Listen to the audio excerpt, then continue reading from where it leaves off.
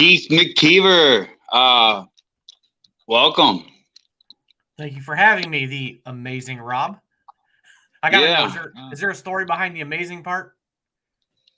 yeah. Well, actually, a buddy of mine, he gave me the nickname.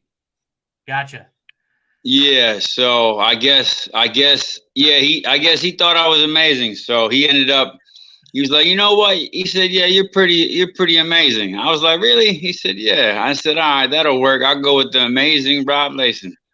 Yeah, I figured there must be a story behind that. Yeah, yeah. So yeah, guy, I know we do some favors for each other, but yeah, he said, yeah, he said you're Mr. Amazing. Well, there's worse things to be known as, right?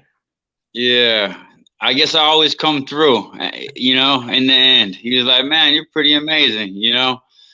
One phone call after another, and I always came through. So, they call me the amazing Rob Lason. If anybody needs something, call me and I'll come through for you. I'll deliver.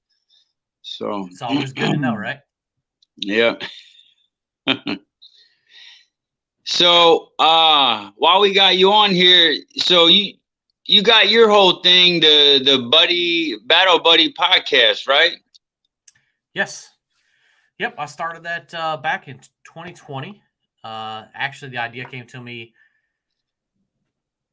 I want to say it was back in January of 2020. I know it was before the pandemic. The idea just kind of was up in my head. So my day job is I'm a realtor.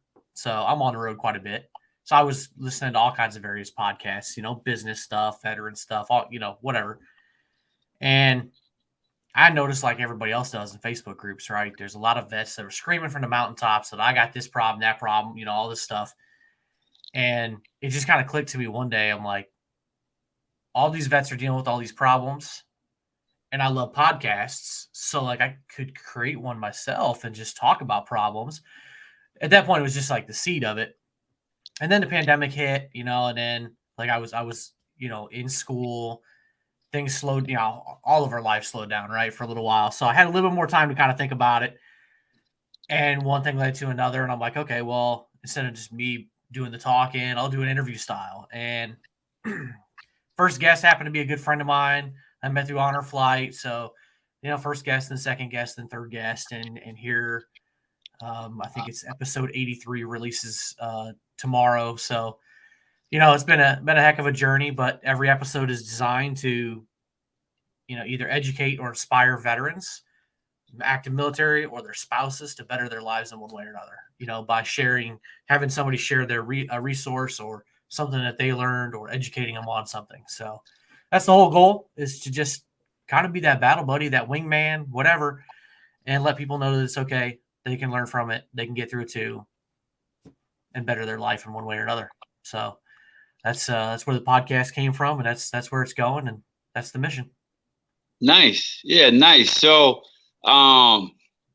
you do your thing with the podcast. You got, you're doing stuff with real estate.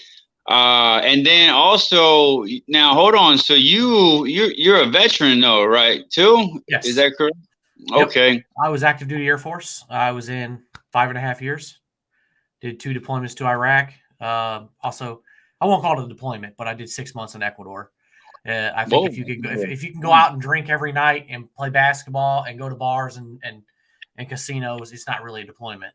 So it was the farthest from, but it was good times, real good times down there. So I got to go see quite a few corners of the world, which was pretty cool. Wow, Ecuador. Yeah, man, that's nice. Yeah. What kind of cool. How do you get picked for Ecuador? I wish I knew how that came down. I think now most of the team that I went with down there, they sent 13 of us down there, and they sent a team to Curacao. I think there was like 9 of them, something like that. I could be wrong on the exact number there, but most of us had been to a prison camp in southern Iraq and done prison guard duty on 1 or 2 rotations before that. There was a few newer troops who had never deployed who got tasked to go along with it, but most of us had been there. So I think some of it was leadership. I don't know how the military does it. I mean, the assignments come down from headquarters, obviously, but I don't know if our unit just went out there and was like, hey, let's, our unit can take these missions. I don't know. But I didn't really care. Like, I got snagged for it. Yeah. And I was like, oh, you want me to go to South America and sit there and guard some planes? And I mean, we worked all day. Then we'd get off. We'd play basketball. Everybody clean up, and we'd go, to dinner, go to the casino, go to the clubs, bars. I mean, it was like a nightly thing. Almost like what happens in Vegas stays in Vegas. Like, it was wild, crazy party. It was a good time. It was an amazing 6 months down there. Great group of people too. That's probably what made it the best. Is it wasn't just like you're in South America and a lot of partying. It was amazing people that I was with too. So made it fun. A lot of cool stuff. Yep. Nice. Yeah. So you did Ecuador. Obviously Iraq. I don't know. Some people don't like to talk about Iraq, but yeah. So you did that twice. Which says a lot. You made it home your first tour, and then you made it home your second tour. So thank you for going to Iraq and coming back and stuff. And then what was next after Iraq? After my second, I did the first deployment. Then I came back. Then I did Ecuador. Then I PCS to Scott Airforce Base in Southern Illinois. As soon as I in process there, I met the chief. And a conversation with her, she asked how I felt about deploying. And I said, oh, with all due respect, ma'am, I know that you're going to either send me now or you're going to send me 6 months from now. I know I got enough time in my enlistment. You're going to deploy me to Iraq one way or another, which I think she thought was kind of funny that, I mean, I was right. So I said, I don't really care. You can send me now or send me later. And about a week later, I got notified I was going back to Iraq. So that was my second deployment. That was Joint Base Balad. Did a lot of entry control. Not a whole heck of a lot happened there. Watched a lot of convoys come in and out. But, basically all we did there. Then after that, came back to Scott Air Force Base. I was there for a little while. Did a couple of little schools. Combat Leaders course, 7-level school. Got to do the Illinois State Motor Vehicle Theft Inspectors course. I have no idea how I got selected for that one, but that was pretty cool. A totally useless course. I mean, definitely not using that knowledge now in real estate, but hey, it was kind of cool to go through, I guess. So, government paid me to go. So whatever. Got little nuggets of information in my head, I guess. So yeah, nice. That's about it. Yeah. And then, eventually, comes time to get out. And, I was in Southern Illinois. I'm from Central Illinois. So my wife and I and our oldest, who was like 2 at the time, we moved back up here to Central Illinois and settled in. And I sold furniture for a year. And I think that really helped with the transition because, coming from the military, it's all small unit. Like, you're with the same people all the time. And I know a lot of people struggle with transition. And I'm not going to say mine was like super smooth, but like the furniture store I worked with, there was just me and another sales guy. There was the manager and assistant manager. The regional manager would pop by every now and then. And then there was a warehouse guy. And, there was like 3 sections to the store, but we would see the other people, but we didn't work with them like all the time. Like, we would see them in passing, like they were responsible for their section. So it was us. It was like 4 or 5 of us every day, 6 or 7 days a week. I was working 70 hours a week. So like, I still had that like kind of small unit thing, even though none of them were vets. Like, we all got pretty close. We'd all bring food in. We'd have a crock pot sitting in the back with soup, or, people's families would come. I mean, we worked so much that, people's families would come in, and you'd see the assistant manager's wife and kids would come in every now and then and play with their kids, and kids would run around the store. Like, I think it really helped the transition, but honestly, I hated standing on my feet for 70 hours a week, and we had to do everything in the store. So it got to a point where I was like, okay, been out for a year now, time for a change. My mother has been in real estate at that time, like almost 25 years. So I literally grew up around the business. So she was like, get your real estate license and join me. And I thought, well, as a kid, I kept saying, hell no. I was like, I'm never getting into real estate. That's never happening. And, go figure, I was like, Mom, like, I enjoy working with people. I love talking to people. I like sales, but I didn't like working on, standing on my feet and dusting and like unloading all the trucks. I was like, I wasn't really a big fan of that. So I was like, okay, I'll go to school, take the 2-week course, get my real estate license. I'll give it a shot. Why not? What have I got to lose? Yeah. And here it is. I think like 2 months away from hitting my 10-year mark as we Wow. record this today. So, it's you blink and time passes by, and I love it. I mean, it's given me another passion. It's obviously I got my passion for helping veterans, but my second passion over the last 10 years has been real estate. I love it. It's every client is different. They have a unique mission of their own, whether it's help buying or selling, and I get to help them in that journey. We get to break down what their goals are and help them achieve it in a systematic, I guess sometimes you could call it tactical kind of way. Like, what are your Yeah. goals? Let's break it down. Let's come up with an action plan and let's go achieve your goals. And that's one thing I kind of love about it. And then, there's other ways to kind of serve within the industry too. Like you can, there's realtor associations. You can serve on committees and stuff like that. I've been on many committees, board of directors locally and stuff like that. And I get a lot of value on that. I get to sit around and learn from the biggest brains in the room. I'm not the smartest guy in the room. And if I can sit in a room with the smart people and soak up a little bit of their knowledge, then great. So, it gives me a second passion. So I like to say, if I'm in a room and I hear somebody starts talking about real estate or veterans, my ears perk up. It's speaking my language. So yeah. How's the market in Illinois where you're at?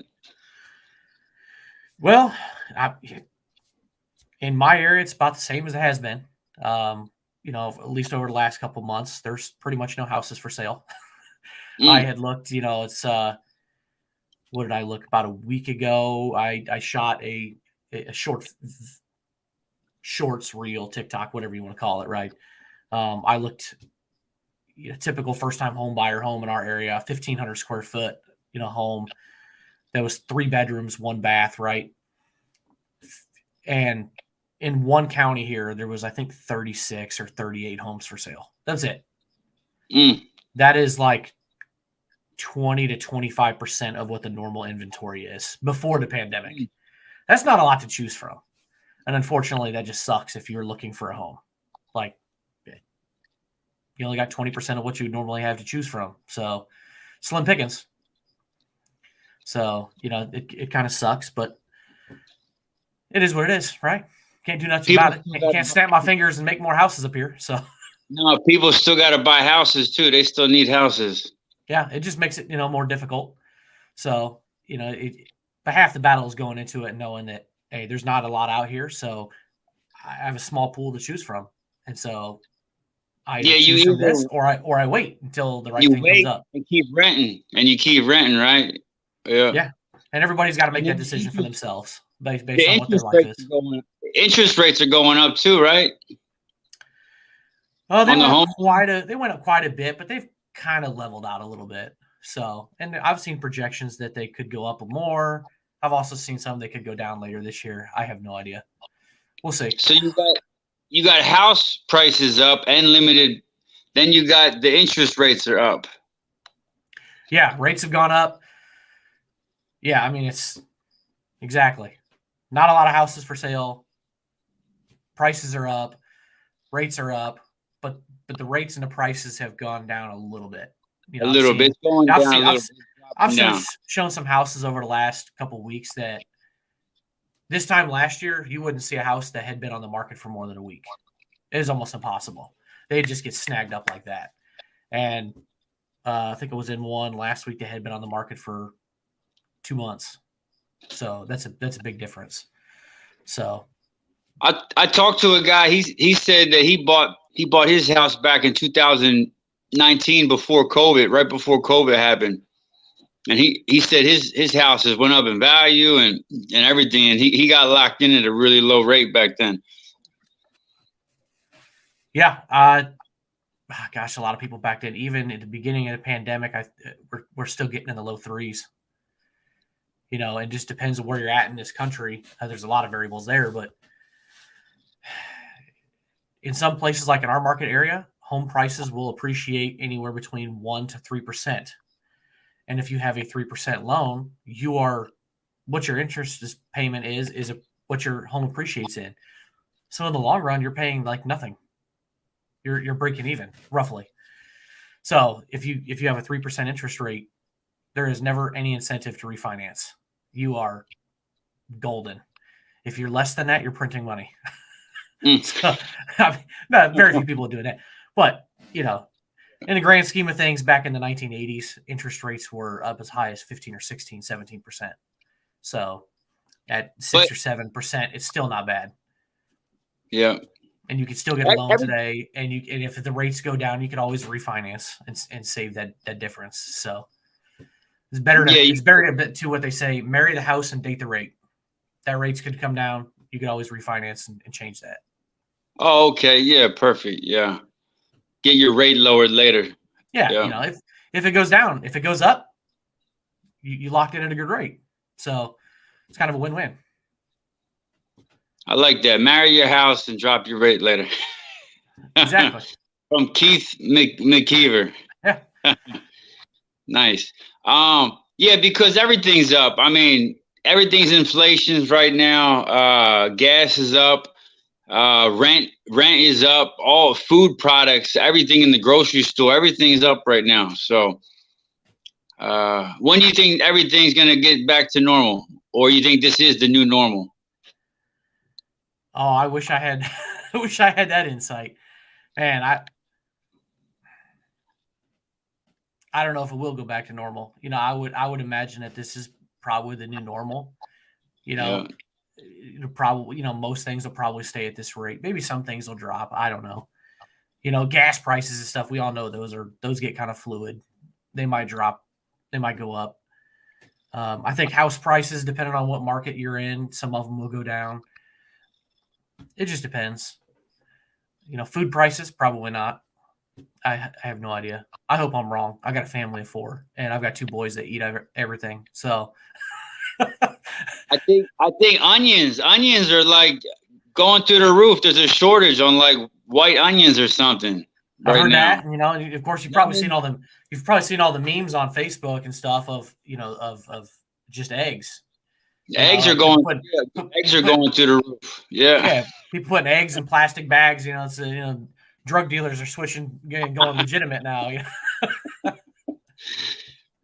Yeah. Got to do right. You got to make a buck somewhere. What's the most valuable? Boiling eggs on the street corners now, huh? Yeah. And what do you want? I got some bread. I got some milk. I got some eggs. What do you need? I got all the staples. Yeah. $15 a gallon. You don't even shop in the grocery store no more. Just go down and see the guys on the corner and get your eggs in the morning, whatever you need right there. Next thing you know, what are people going to be doing? Like, hobby farms in town. Like, people going to be having little dairy operations and chicken, going out collecting their eggs and milking their cows in the morning. Yeah.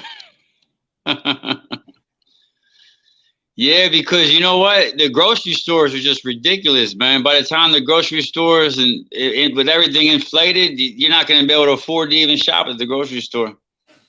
Something's going to have to give, I'd rather buy it from a local guy on the corner with his own store than pay the grocery price. Well, and if you can do that, I mean, you can save a lot of money too, because they're cutting out a lot of expense, especially the produce, like you said, onions. I think a lot of the onions, if I'm not mistaken, just like potatoes are produced up in Idaho and Montana area. Obviously, those have to be harvested, collected, and shipped all over the United States. So there's obviously a cost in that. But if somebody's producing it locally, what's their shipping cost? The crate in the back of the truck to the farmer's market? I mean, they can sell it to for a lot less money, and they're still making a good profit. So, whatever you can buy locally could save you a lot of money, for sure. Yeah, farms to tables. Skip the grocery store and bring the farm right to your table. Yeah, absolutely. So if you live in town, make friends with all the farmers, especially those people who have especially chickens now. And get your stuff straight from the farm. Yep. Yeah, I know some people with some chickens. I mean, they're sitting on a gold mine right now. Yeah. Chicken, bok. Yeah, it's a golden egg. I mean, they're literally. I think them chickens are literally laying golden eggs at this point. Running around the house chasing the chicken, grabbing the chicken by his throat. Just sitting there Googling and researching. Okay, how do I get my chickens to lay twice as many eggs in a day? Yeah. Do I feed them twice as much? Do we give these chickens steroids? Like, what do you do? Like, you're gonna pop these eggs out.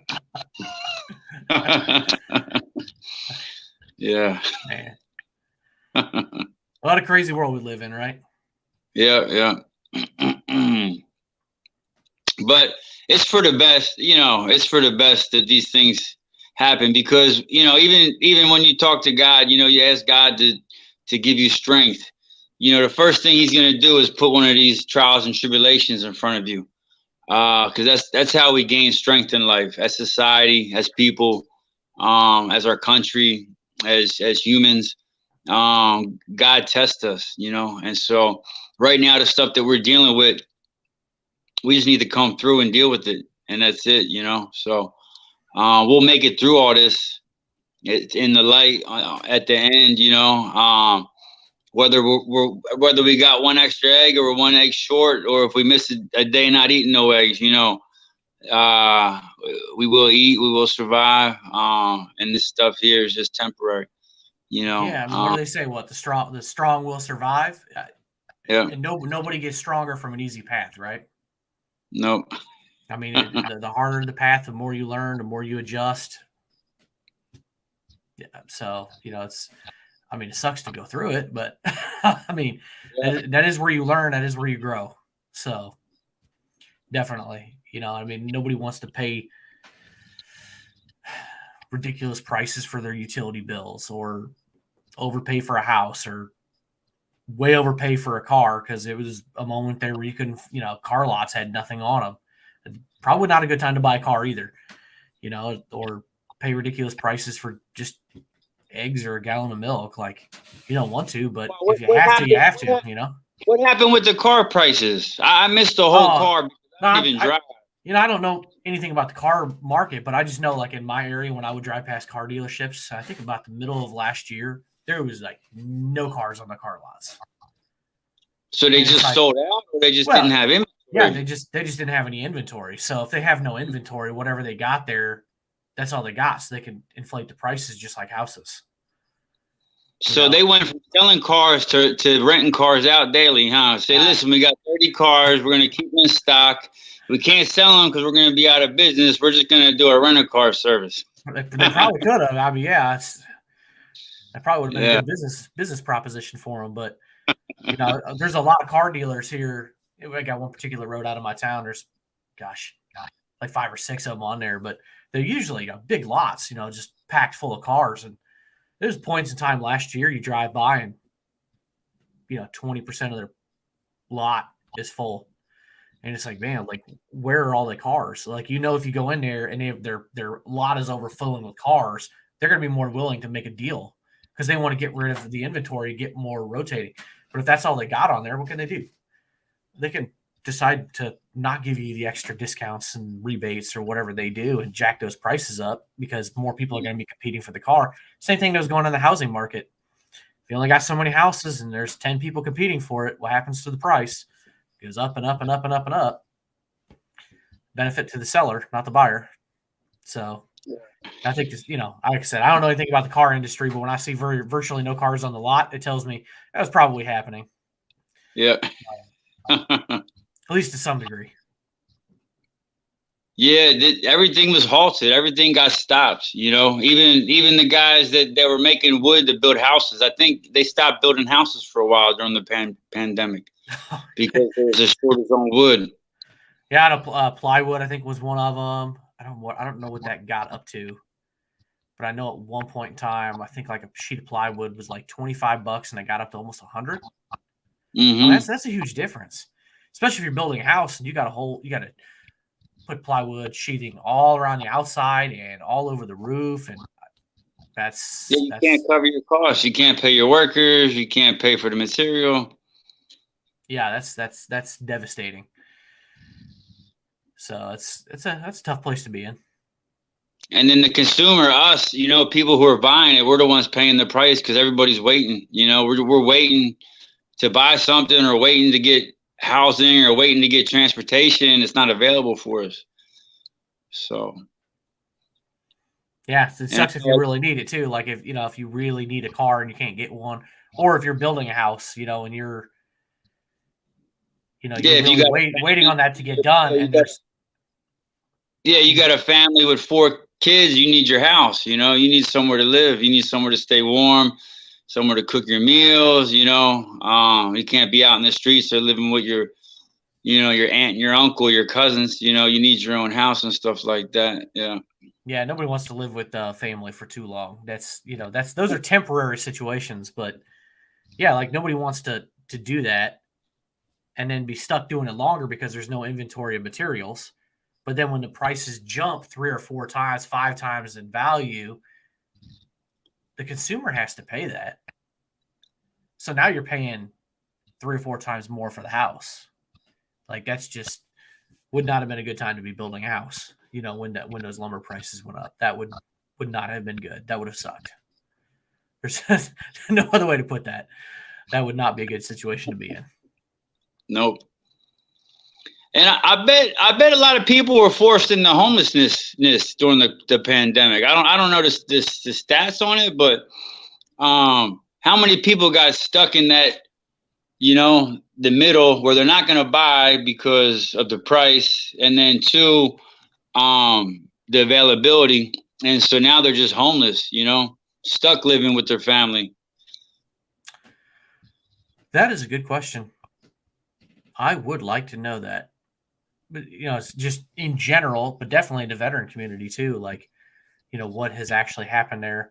I know when it comes to homelessness, sometimes it's kind of hard to track that because if you're not renting or owning and have that your name with the postal service, like registered, like if you're living in your parents or your in-laws basement, you're kind of still functionally homeless, even though you have a roof over your head, a place to stay. So like, how many people actually are homeless, and is it a temporary situation, or is it really high risk of being homeless and being on the street? Like, would be interesting to see like what the pandemic did to those. That is a darn good question. I'm hoping after this everything loosens up that they just start building. And when I mean building, they need to build more than what they built before. They just need to start building houses, especially for the veterans community. Because we do have a lot of homeless veterans out there too that don't have housing and stuff. There's just not enough available, and they just need to overbuild. Instead of being behind, they need to be ahead. Okay, we got this many people. Try to beat the curve, go around the curve. Don't sit behind the whole time, and watch everybody stay homeless. You know how many people live in our country. You know how many people are homeless. You know how fast we need to build houses, especially with the pandemic and stuff. Because like you said, there's just not enough houses available and we need new houses built. I think I would think that, U.S. Department of Housing and Urban Development would know really, what that need is numbers wise. But I have 2 thoughts on that. First of all, there's some nonprofits out there that are building tiny home communities for veterans. And I think that is a great opportunity for single veterans who just don't want or don't need, a lot of square footage. Like, hey, if you're a single veteran and you don't have any kids, you're not married, you don't want to get married, or maybe you're, in your 60s or 70s and, you just don't need the space, a tiny home could be a perfect alternative for low-cost living. Whether or not you're homeless or not, like, it could be a great alternative to something that's only like 500 or 600 square feet. But for the homeless veterans, just like a little travel trailer, something that's got just a little place to be able to cook, a place to sleep, TV, place to shower. You can call home that has all your stuff, all your necessities, a shower, kitchen, place for your clothes. If you got a dog, everything you need right there. enough for one person, almost like an efficiency apartment. 500-600 square feet, maybe 400, whatever, but enough for one person. But that's not like a huge 1,000 square foot 3-bedroom house. Like most people, if you're just one person, do you really need that much space? No, not No. really. Yeah, who wants to clean a big house, Exactly. Like if you're one person, like how much space do you really use? Like probably your kitchen and your living room and your bedroom and a bathroom. If you have 2 other bedrooms, you're probably not going in them. You're probably not going to the bathroom, basement, maybe in the probably the laundry room, like depending on where that's at. So there's an opportunity there, but it's also a great place for homeless veterans to transition back into housing, to get a small place, to get back on their feet, to start accumulating personal belongings and stuff. And as they get back on their feet, get their credit right, then they could get into a longer term rental or purchase a house and be fully back into society. So, but now, the other are you talking something like HUD Vash, or are you talking something just for the veterans, something different than HUD Vash? no, I'm just thinking like, just like the tiny home, small home community or something like that. From either the state or the federal government, or just something they can purchase? Yeah, it could be from the state, federal government, or it could be a nonprofit that operates something. I don't know. I just think that if there's opportunity, I don't care who builds it, honestly. I don't care if the government builds it or a nonprofit or a church or what. If it's there and there's a way for the veteran to be in it, and whether they work for that nonprofit to pay for it, or they work for the government, or they do something to pay for it, whatever. Yeah, I think there's a lot of ways you can structure it, but the most important thing is that they have or it just be there's temporary while they needed it. It's just there for veterans, like maybe like a veteran community that's built, and a lot of these little homes go in, and it's on a first basis. And then whoever else needs one later, maybe if there's somebody leaving or moving out, or maybe they build another one for somebody else later. But a nice. I guess it would just depend on who's building it and how they're built. If they're built more on a foundation, I mean, you could maybe build it, and actually sell it. Or if it's a nonprofit, maybe it's just more like a short-term rental. Like get them off the street, clean, give them a place to stay, get them a job, get them counseling, get them to a solid place where then you could go find a long-term, like 1-year lease apartment or something like that that's furnished. Give time to gather the resources and get somebody into something. A small house before they get a lease. The small house is something before, or is that a permanent thing for like a year or two, if they like it? Guess it just depends on who's running the program. Yeah. Okay. I mean, I think that there's an opportunity for any of it. To me, like what matters the most would be like, are you taking care of the people? Like, are you taking care of the need? And the number one need is, are you getting people off the street? And are you providing resources that get them jobs and taking care of mental health, substance abuse problems? If you're taking care of that, then you're on the right path to whatever that person's next step in life is. Yeah, and especially if they had some kind of mental health services built in with the community for them. Because I know a lot of guys coming off the streets, that's what they need. They need some good mental health counseling. They're going to need haircuts, clothes, good resources and stuff to get them counseling, to get them back on their feet. Yeah, and that's why my thoughts were like, maybe if a nonprofit did it, they could do it as like a short-term rental, like a fully furnished apartment. Everything is there that they need. They just bring them in. Hey, here's a haircut. Here's a shower. Here's some fresh clothes. And boom. Tomorrow we're going to bring a counselor in. The next day you've got job counseling. Then we're going to work on a resume. We're going to try and get you jobs in the community. You know what I mean? Like, you could do something like that. But what matters is, are you actually taking care of the people? Versus, are you just trying to just take them off the street and put them in an apartment and say, figure out life? Because that's a recipe for disaster. If somebody has mental health issues or substance abuse issues, and you just putting them in a place and say, figure out life, you're not giving them the resources or tools, veteran or not, that's a recipe for disaster. No, you need good programs, like you're saying, that have all the entities, that these guys need. Yeah. Yeah, because people don't need a hand out. People need a hand up. Yeah, exactly. Because if they're living alone in the streets, then they don't need to be alone in an apartment, because that's going to be just as bad. They'll be better off in the streets than they would in an apartment alone, probably, Yeah. until they get the resources they need. And if you build a little community of tiny homes, and I don't know what exactly some of these communities that I know, there's one in Kansas City. I know there's a guy in Washington D.C. just trying to find a place to build one. I think there's some in other communities. I don't know how close these buildings are actually to each other. It would make sense to me to have them pretty close, so that, like, if I was in one building and you're in the next, I could open up my door and say, look over, and you could be 20, 30 feet away and say, hey, Rob, how's it going? How was work, how was work for you today, man? Like, how are you doing? Like, how was that seminar today that we went through for you? Like, where you could have that sense of community and conversation, like that way you're not alone and you're just up in an apartment and all your neighbors are just random people you don't know. Exactly. Kind of in the same boat. Yeah, you're better off with your buddies, in a program together, going through the same things, because you guys have been in the same place, and now you guys get to battle this together. Just getting through homelessness and getting counseling. You get to do it together with other people, and it is better for the veterans and stuff. Yes, I mean, I think that gives some people some accountability too, of like, especially if you're really connected to the people next to you. Like, hey, man, I'm not only doing it for myself, I'm doing it for this guy and that guy. Like, I gotta,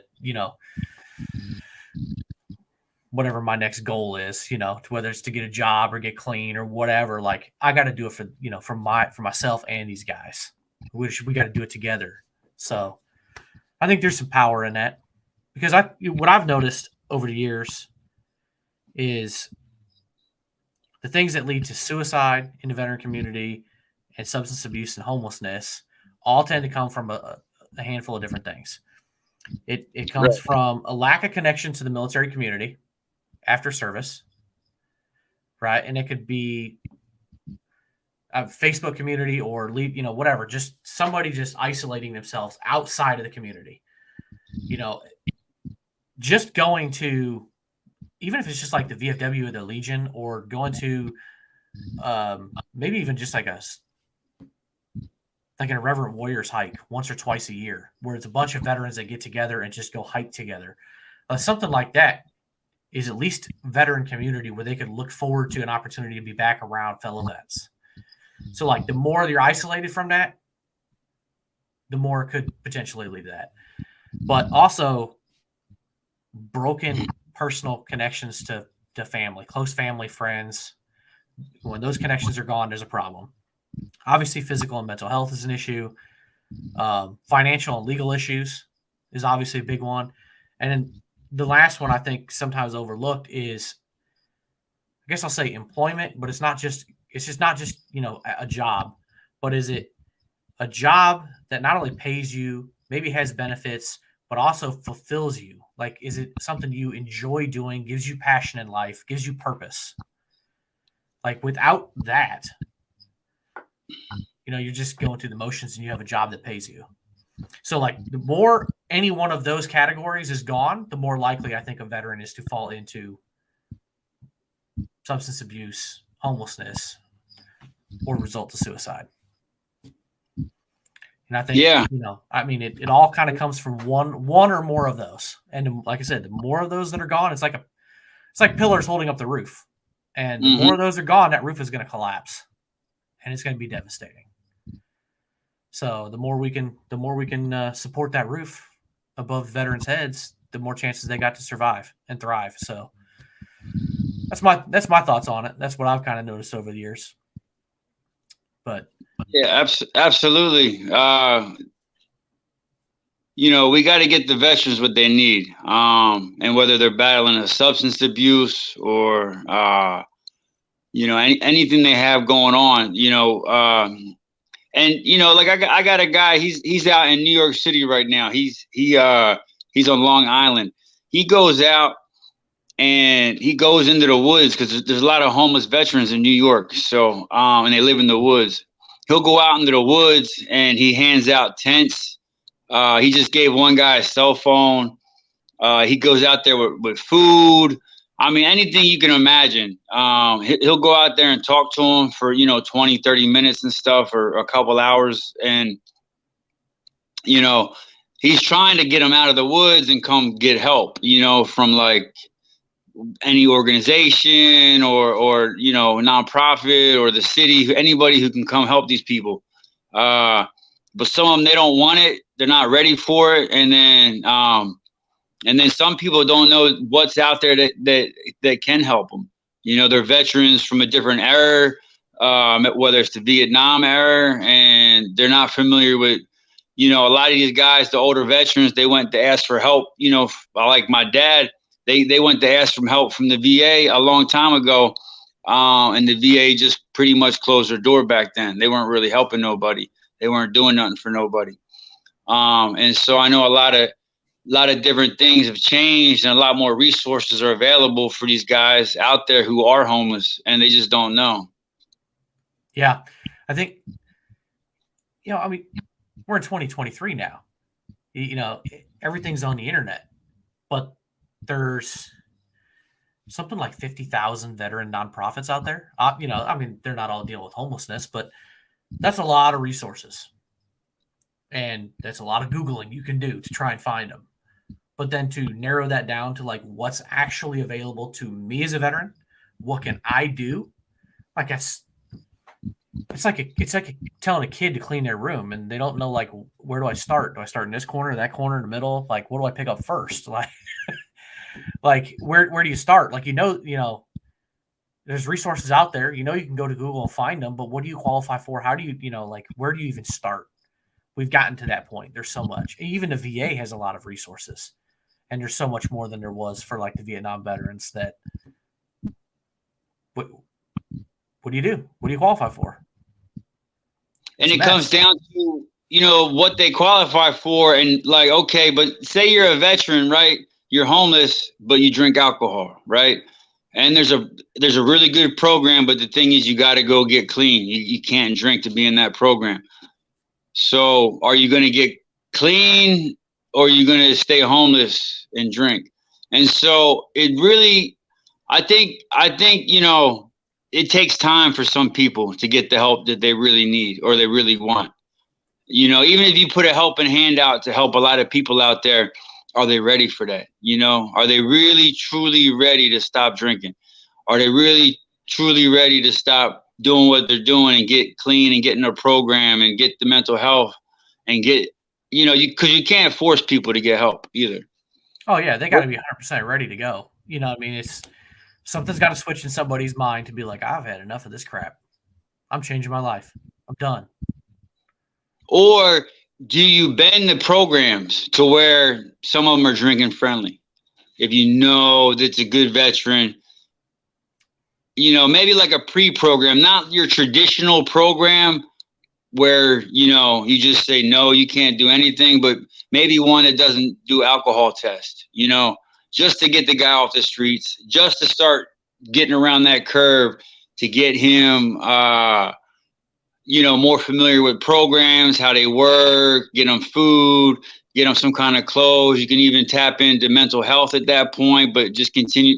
I think that's something we could look into too. For the ones, the ones that want to drink, they should still have a program available, and something available for them, is my opinion. Yeah, as long as somebody's willing to run a program and do that, yeah. Yeah. Why not? I mean, they definitely deserve it, but it would be frustrating to, for any number of reasons, to have something that prohibits you from getting access to that nonprofit. That'd be devastating. You already have enough hurdles as it is if you're homeless, and then to find out that because you got you're in the midst of an addiction of any particular type, that you now don't qualify for this, or because you have a certain medical issue, you don't qualify for this kind of care or this nonprofit or whatever. Like, that's frustrating. That would be, and that could cause somebody to go the opposite direction and go even more, down the depths of despair of like, well, see, I told you there's nothing for me, Rob. These guys won't take care of me because I drink too much, or I enjoy such and such drug or whatever, or I gamble too much and whatever. And like, see they don't take care of me. So like I might as well just keep ruining my life this way. Like that's the unfortunate part. So I agree with but it's all up to some nonprofit to run that and be okay with it, knowing that church, or a church or something. Yeah. There's a lot of good churches out there that fill the hole, that fill the gap. I mean, there's help, especially if there's somewhere where it's cold. You can't just you gotta if it's really cold, you can't have somebody homeless out in the cold. How cold does it get where you guys live? It can get pretty cold. I mean, here was it like right before Christmas? Gosh, it was like wind chill like -30. We've got a pretty good homeless population here in our town, and I don't know how they do it. A lot of homeless down by the river in tents. I know that they're like the police department and a few other places set up some warming shelters and stuff like that, and then invited people in. Get inside and stay warm. Like, much rather do that than picking up, calling up the coroner to pick up some bodies that are frozen in tents. Like, nobody wants to do that. Like, come on. Yeah, because that's like a here, right? Yeah, it's a humanitarian issue. Like, you have to give somebody a bed in the cold. Now, versus where you're at, right, and you give beds to people in the cold, if you go south, maybe where it's warm and there's homeless population, they don't have to give them. They can just sleep outside, right? They don't need a program. They don't need a church. But if you're homeless living up north somewhere, New York or Chicago or Illinois, where you're at, they have to have a bed, huh? And I mean, you're gonna freeze to death, right, outside? Yeah, there was a guy in the city, across the river. He's been dead for a couple of years now, but he was Peoria, Illinois', most famous homeless person. His name was Crazy Willie, and he always had he had a necklace that he wore that was chicken bones. And in summertime, he'd be shirtless. It was his chicken bone necklace. But in the wintertime, to stay warm, because he just didn't care, it sounds kind of genius, but crazy at the same time, to get himself arrested and get a warm meal and maybe some medical care if he needed it and a place to stay warm for a couple of days, he would just go down to the police station and urinate on the front doors. and he was well known for it. Just like, hey, it's getting cold out here and I got to pee. So might as well, knock on the door, get the cops' attention, and let her in. Yeah, pretty clever. Like, just be like, oh, hey, I'm ready. Slap the cuffs on. But like, he was known for that. Like, it's funny. Like, but it's pretty clever. Like, hey, I mean, you don't want to be cold. It could get really, really cold, especially downtown. You could be on one side of a building and get a nice wind block, but if you're on the other side, that wind is cut straight through them buildings. Yeah, it can get pretty cold. I don't know how people do it. I mean, and here in the United States, I couldn't imagine sleeping outside. Heck, even as south as even Tennessee. You know what I mean? That could get pretty cold in the wintertime down there too. Get down into the below freezing. I had to sleep outside one time, and I mean, it was so cold, and all I had was a T-shirt to keep me warm. I didn't have no blanket or no pillow, and I had to sleep out on a cold concrete building. And the only thing I could do to keep me warm was to stick that T-shirt like in between my butt crack of my that, because I was so cold. And I would just tuck the T-shirt. You gotta do what you gotta do, right? Yeah, you gotta do what you gotta do, man. But you don't want to be cold outside, man. No, a lot of medical things could creep up on you real fast. Hypothermia, or God forbid it's cold, right around 30 degrees, and you start getting some freezing rain, and you're stuck out in it. Hypothermia can sneak up on you real quick. And if you're out in the middle of the night and there's nobody to find you, you can be gone quick. So, it's not a good lifestyle. So I mean, so not only do a lot of people get there because of substance abuse issues and mental health, obviously they don't have access to routine care either, dental care, medical care. I mean, if you're relying on food from questionable sources and stuff like that, there's a lot of problems. Well, if you're homeless for 3 months, 6 months, a year, and you never really knew there was help available, you would just continue to be homeless. If you're not eating properly, or you don't know they feed places, like some places, some churches, they feed 3 times a day. I know if you're homeless out there, so you can survive. I know people who sleep outside of a church. They go eat 3 times a day at the church. They might have a little EBT card or something they got from the city, that you have $100 in your EBT card, and they'll use that to get snacks, potato chips, sodas. But they'll eat their main food, at the church 3 times a day. And they'll live like pretty much wherever they feed at, they'll stay like right there, right outside the church. They're not going to miss that hot plate, Yeah, there's a lot of food pantries and stuff in places too. So I know just in my town, I mean, I found out about a food pantry in one of the county buildings that I didn't even know about. They just got like a little corner closet, and apparently it's pretty popular. I was in there to go, go rent a place, rent the hall for a business meeting, and I was like, "What's all that?" And oh, that's our little food pantry, and I'm like, I had no idea. So they're like, "Oh yeah, it's popular. We get people, we get regulars in here every day."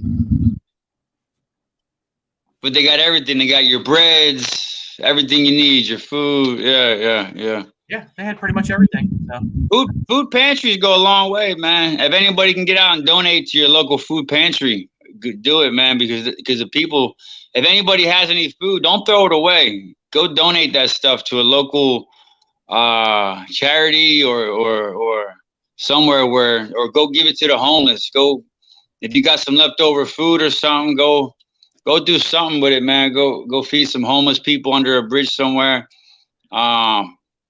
One thing I've learned about food pantries is canned goods.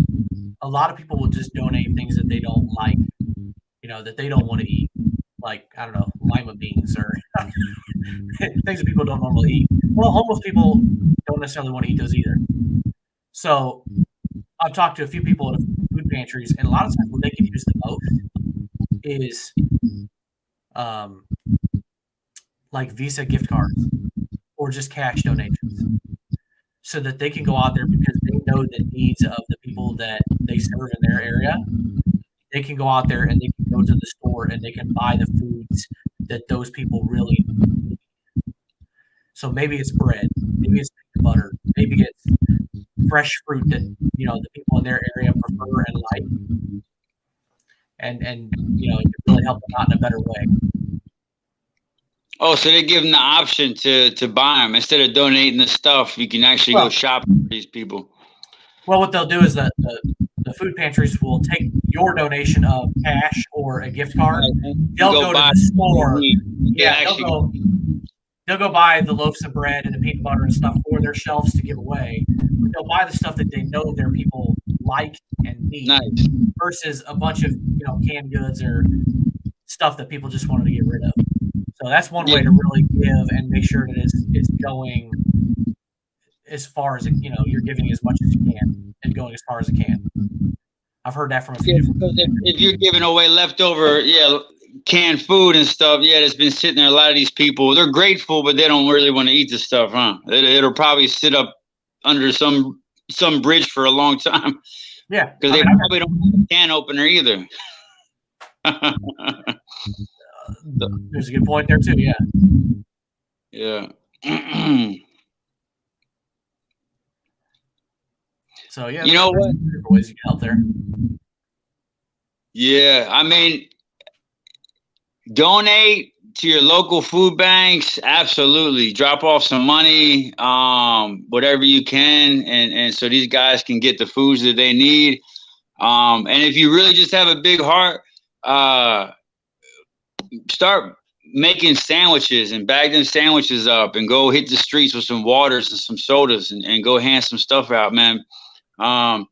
Get a little bag with some socks, put some socks and toilet paper, or toothpaste and a toothbrush in it and hand it out. And a lot of these guys who are homeless, they appreciate it, man. If you're sitting out there homeless and you're thinking this is it, there's nothing left, nobody cares, and if somebody comes by and drops you off this bag with a sandwich and a soda, or maybe a little note in it says that that God loves you, or someone cares for you, that's gonna make the difference for somebody, believe it or not, where they don't commit suicide, or maybe they make it one more day, just one more day, they make it out in the street so they can go get help and get in a program or get in a homeless shelter.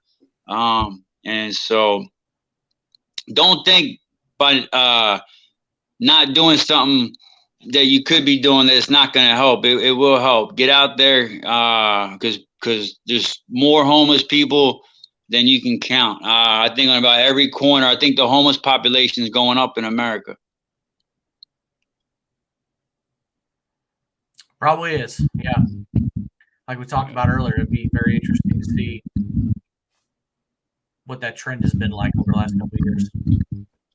I think everybody's getting bumped from their houses, man, between the price and rent, the housing market, COVID, everything. The new norm is if you drive around some of these neighborhoods, I mean, a lot of people are living outside now, and it's easy for these people to live outside. They don't have bills to pay, and they don't have work, so it's easy for them. It's not what they want. People don't want to live outside, but between society and the job and housing market, it's that these people have to live outside. Yep. Been some hard times for a couple of years for a lot of people, no doubt about it. And I know a lot of people out there, are only one paycheck away from being homeless. So you could be sitting there right now talking, it ain't me. I'm not going to be homeless, but everybody's one paycheck away from being homeless. If that one check doesn't go the way you needed it, or if your rent don't get paid, or your food don't, you're only one check away from not eating. So remember to help people when you are eating and you do have a place to stay, and make sure there's programs available now, because you end up being homeless one day and you're like, man, I should have helped out with a program, or man, I should have made sure there was more available. And because now you're in trouble and you need food or housing and it's not available because, you sat around and didn't think they would ever be you. And it's hopefully not just one paycheck. It could be one disaster away. I mean, it could be the loss of your house, the loss of your family. It could be lots of different things. It could just completely change your life and send you down that path. Wipe out that bank account. I mean, it could wipe not just that last paycheck, like wipe out everything. Lose the house, lose the cars, the bank accounts, like everything. Yeah, it could be something medical. It could be anything. Yeah, it could be something the unforeseeable. It's horrible. It really is horrible. I know during COVID, a lot of people got tapped out during COVID with big, large hospital bills.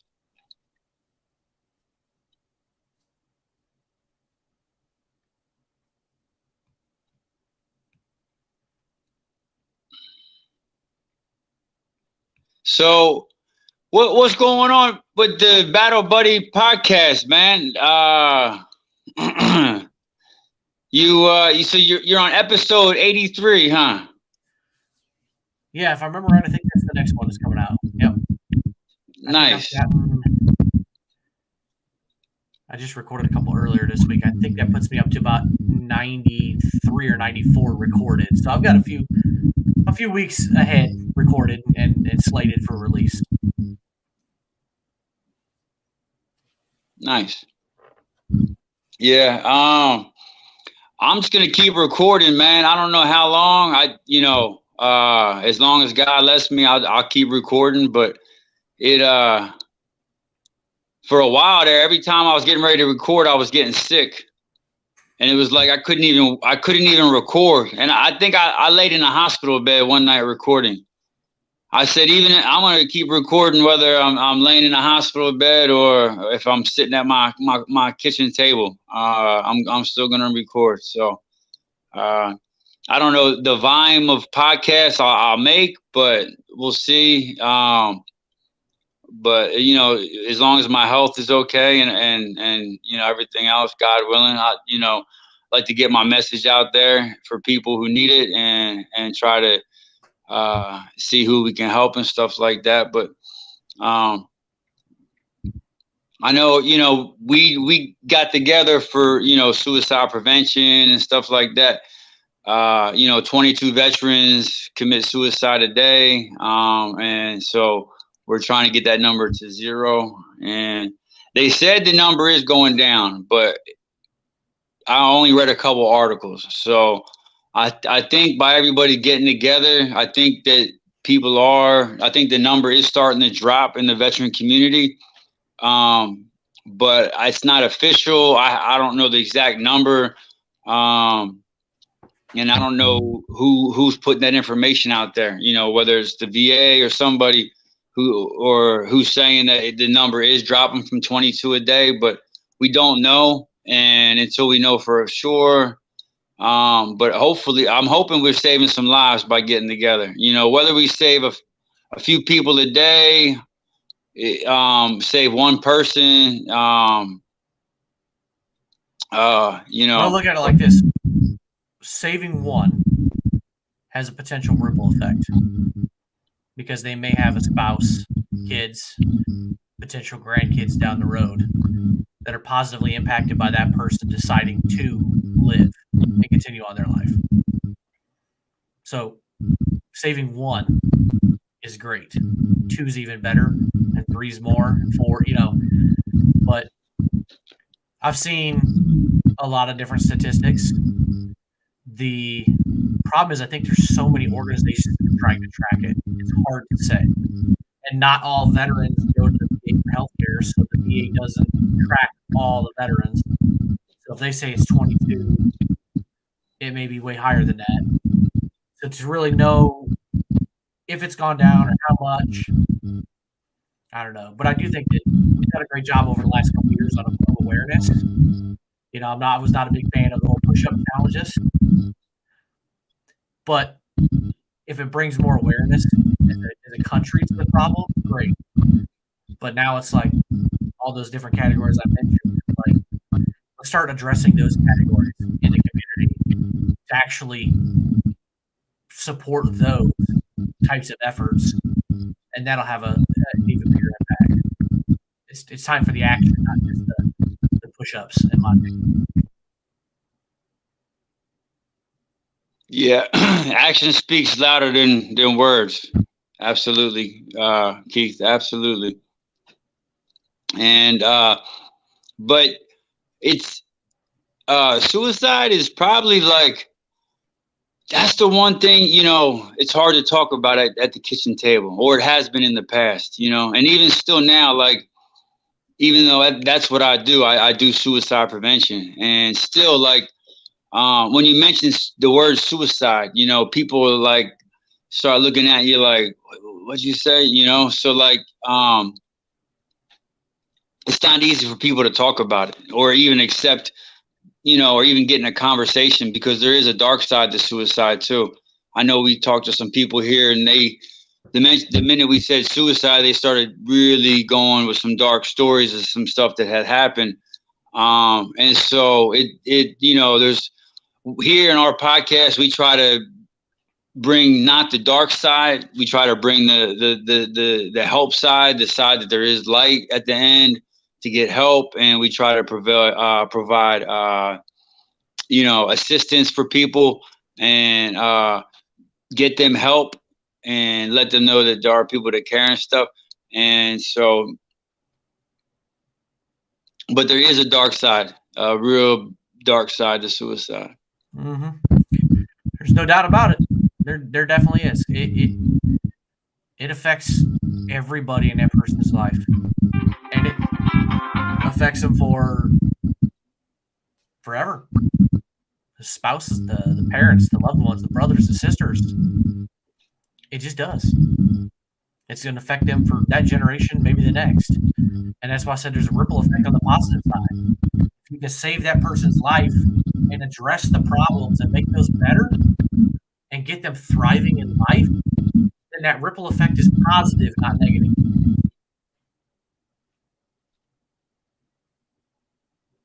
Yeah, but it's definitely, you gotta, if you're living with somebody, you have a family member or a relative, you have to realize that they're suicidal. So you have to really be looking into your people and making sure that they're taken care of, and they get the help. But it's in the heat of the moment. You have to watch your words with people around you. You could tell somebody who you're the closest with, to something not nice, whether it's, kick rocks, or you might say something that just pushes somebody over the limit and they commit suicide, just like that. Because if you're the closest person to somebody, you're going to hurt their feelings. What you think about them is going to hurt their feelings more than anybody in the world. And so, if you are close to somebody, you need to be really careful with your words and how you talk to people around you, because you say mean things and stuff like that. And then somebody hurts themselves. You don't think you're responsible? To be honest, I put blame on you, the person who provoked and pushed somebody to somebody hurting themselves. And we don't know the statistics on that, because I doubt somebody's going to come forward and say, yeah, so and so committed suicide, and I was saying some pretty mean things to him that morning. No, I don't know if anybody's going to come forth on that. So there are a lot of other people who are responsible for other people's suicides besides the person who committed it. I mean, obviously they're responsible, but there's some other people who kind of help assist people in their suicides. And so you don't want to be doing that. And if you didn't realize, some people don't realize that they could be assisted. They don't know. They don't think that maybe their words could hurt somebody that bad, but they do. And so you really got to be nice. And that's why people say be nice. You got to be nice to people. You can't be short. And you got to watch what you say to people. And not only that, it's hard. It's hard to really evaluate who's gonna commit suicide, and so that's why there's so many suicides. It's I don't want to say it's uncontrollable, but it's out of hand. The way it happens, and there's nobody at fault. Because right now there's a lot of suicides happening all over the board with active duty and veterans, but there's nobody held accountable for these. Even the ones who are active duty, their chain of command doesn't even get like, okay, so say you're E5, right? You got a new soldier in your unit. He commits suicide, right? What do you do? What do you do? Do you fire the NCO, right? Or do you let him continue to be an NCO?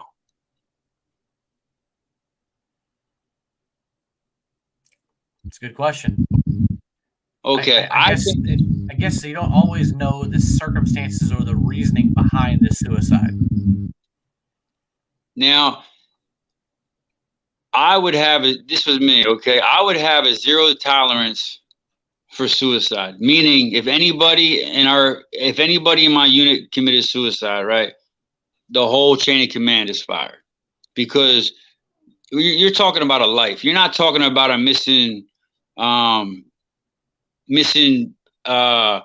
military grade uniform or some ammo or something. You're talking about a life, okay? I think it should be at least a minimum of an investigation. At a minimum, like, okay, what happened? Let's investigate. Outside source, investigate. Was it related to the chain of command? Was it something that happened in the unit? Because it could have been off duty and had nothing to do with the unit. Yeah, but, it could be. It could be something in personal life. Yeah, but you know, when you sign up for the military, see, this is the thing, okay? We have a lot of young soldiers. They're 18, 19, 20 years old, right? They sign up for the military, right? Then they get stationed, let's just say, you know, I don't know, Fort Hood, Texas, okay? They're in the Army. They get stationed down there at Fort Hood, Texas, okay? And they're with their unit, right? They have no family. They have no friends there. Everybody they know, this kid could be like from New York or something, right? So all his people are like in New York. And now he's living in like, you know, somewhere he doesn't even know where he is. His recruiter got him to go there. He feels like he's going to be safe and taken care of, right? So all I'm saying is that soldier's life is in the unit's hands, right? And so Absolutely. yeah, and I would want my unit to have like a feeling if anything happens to me, you're fired, right? And until that happens, people are going to keep committing suicide because there's nobody being held responsible. Okay. These kids are going down there, they're committing suicide, they're going missing, all this stuff, and there's nobody being held accountable. Until somebody's held accountable, then nobody's actually going to investigate or worry about what's going on with a lot of our soldiers and stuff, especially the young ones, you know, 18, 19, 20 years old. If they're committing suicide and stuff like that, I would have a zero tolerance. Okay.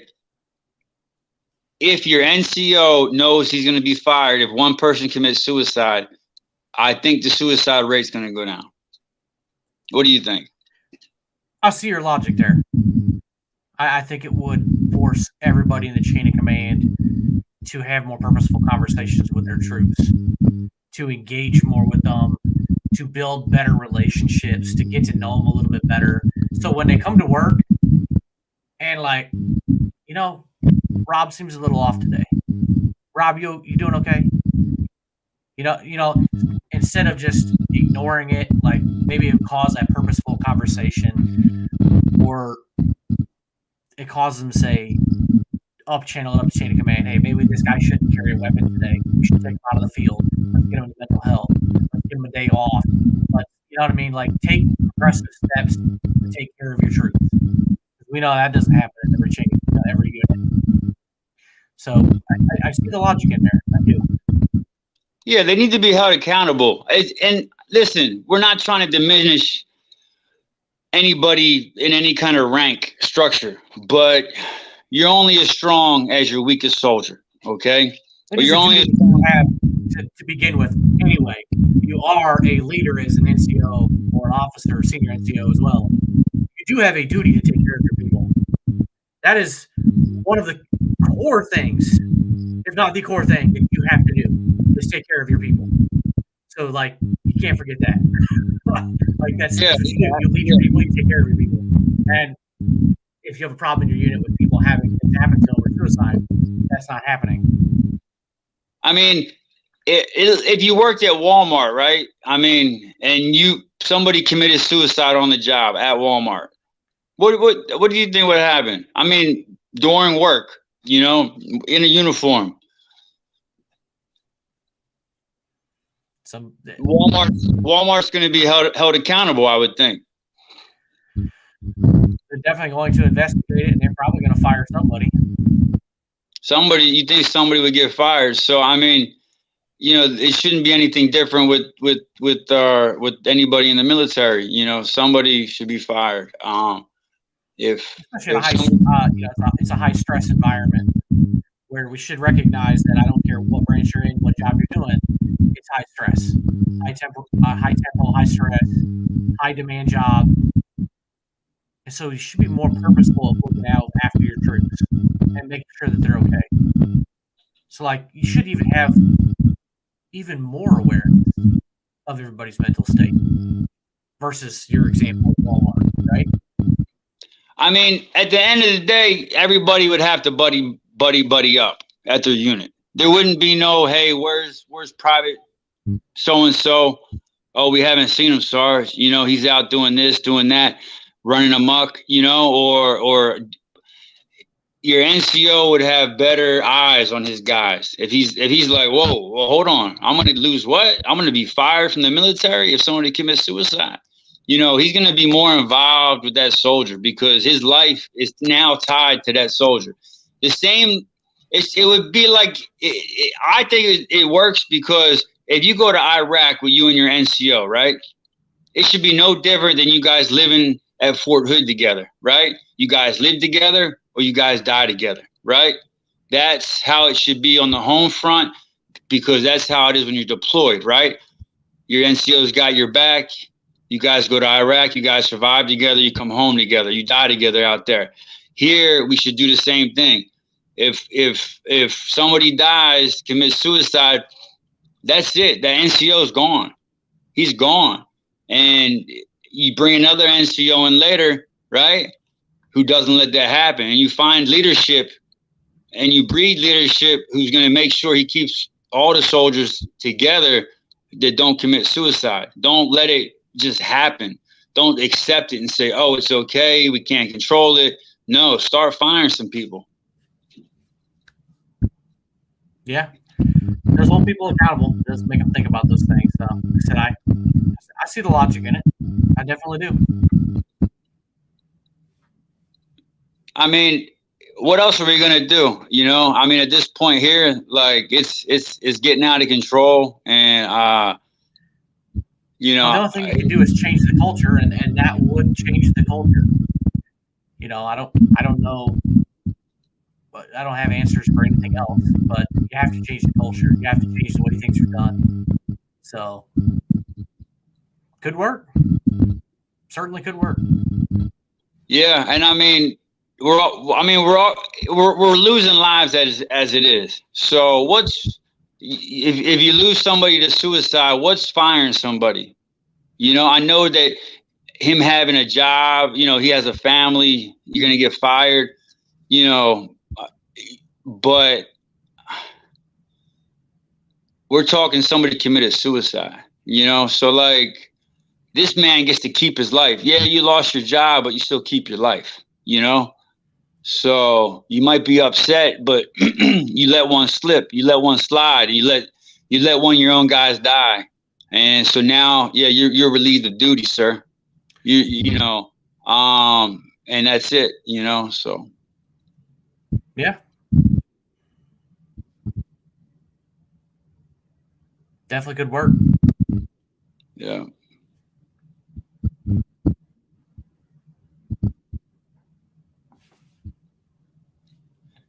Well, Keith, let's do this again, brother.